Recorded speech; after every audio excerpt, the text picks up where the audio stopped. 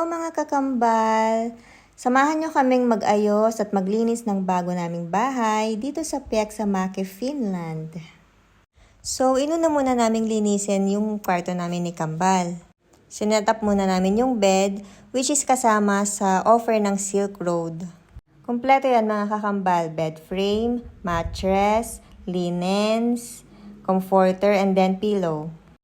Actually, yung mga basic needs, pinrovide muna talaga nila.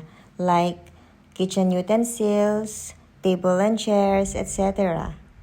Pero sa mga nagtatanong, yung rent namin sa apartment, hindi siya free. Lahat yan, yung mga starter packs, rent, sila muna ang nagbayad. Pero, if may mga bank accounts na kami and then sumahod na kami, syempre, babayaran namin yun sa kanila.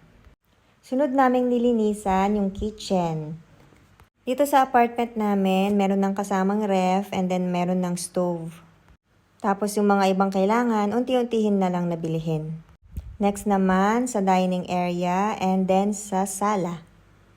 Thank you sa agency namin kasi naging smooth naman talaga lahat. Diba sila nang naghanap ng apartment namin, may mga starter pack na kami na pwedeng magamit kaagad, hindi na namin kailangan munang bumili. Hay, kapagod. Sa wakas natapos din. Ito na yung room namin ni Kambal.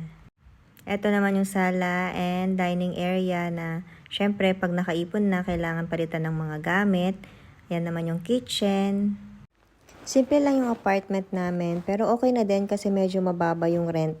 So that's it muna mga kakambal. Thank you for watching.